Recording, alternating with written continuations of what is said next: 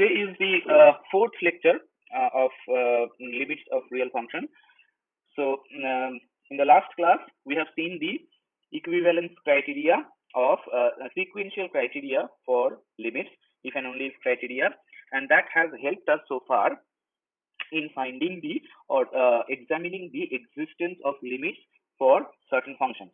And I have mentioned to you that with the usual definition of epsilon delta definition, those functions, the limits of those functions are not easy at all to check.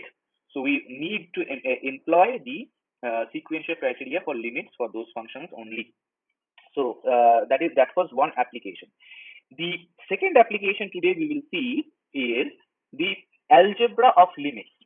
Let D be a non-empty subset of R and F and G both are functions defined on the domain D. Let C be a limit point of D, and let assume both the limits of the function F as extends to C and of G as extends to C exist.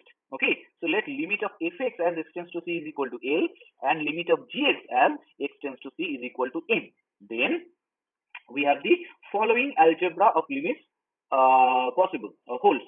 For every real number alpha, limit of x tends to C, alpha of fx is equals to alpha times L. L is the limit of fx.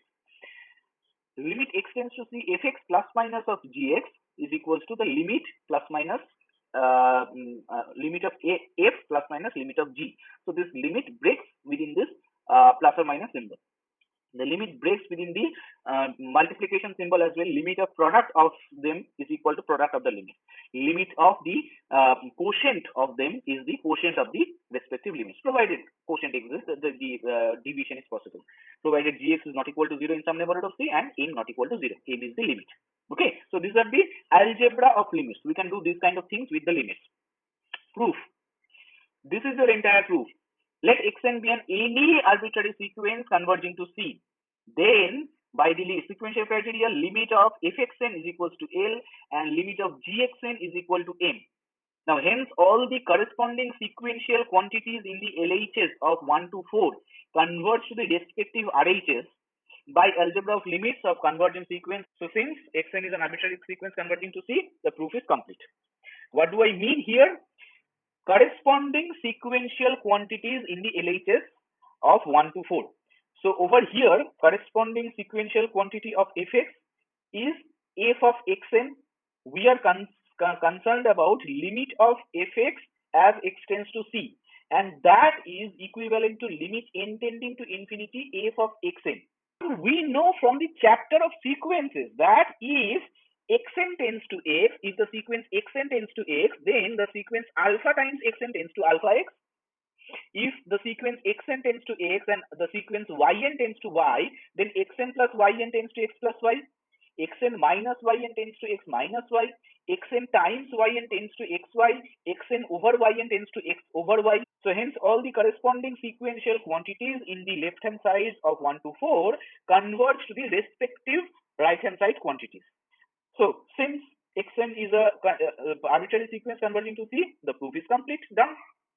So this was our second application. Next comes the very important one, that is of Cauchy criteria.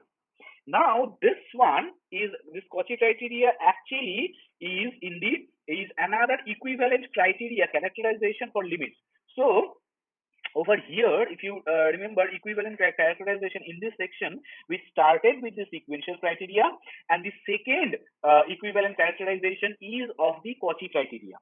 Okay, so this Cauchy criteria actually evolves as another application of this sequential criteria itself.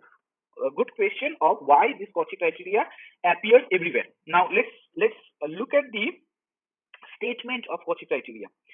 So let's D be a non-empty subset of R, and if is a mapping real valued map over D defined over D. Let C be a limit point of D. Then limit of fx as extends to C exists if and only if for every epsilon positive there exists delta such that for all x and x dashed in deleted delta neighborhood of C intersection D, the distance between fx and fx dashed is less than epsilon.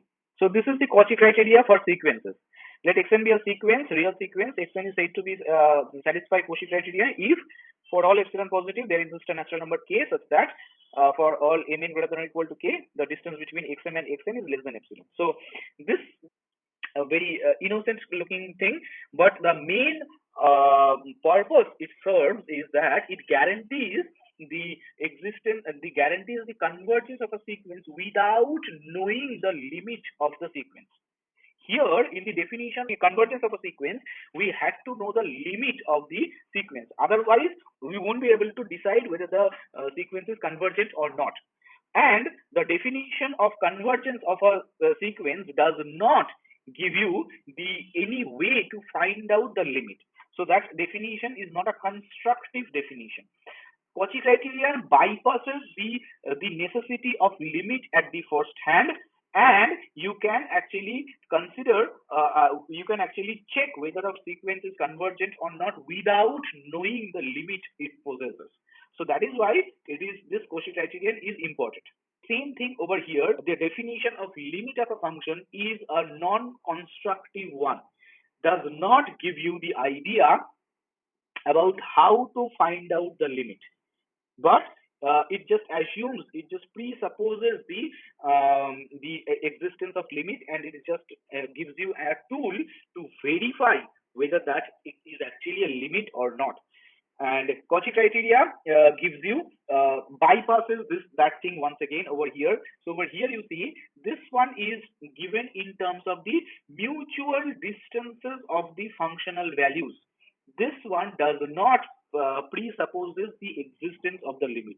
This okay. So this is this. Now it is an if and only if criteria.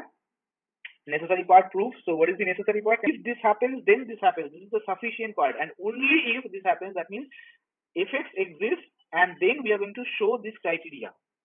Proving the criteria is always the necessary part.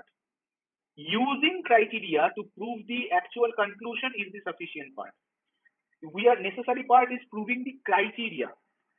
This exists only if is the necessary part. If is the sufficient part. So we are going to assume let limit of fx as it tends to c is L. Then this condition we are going to prove that this is true.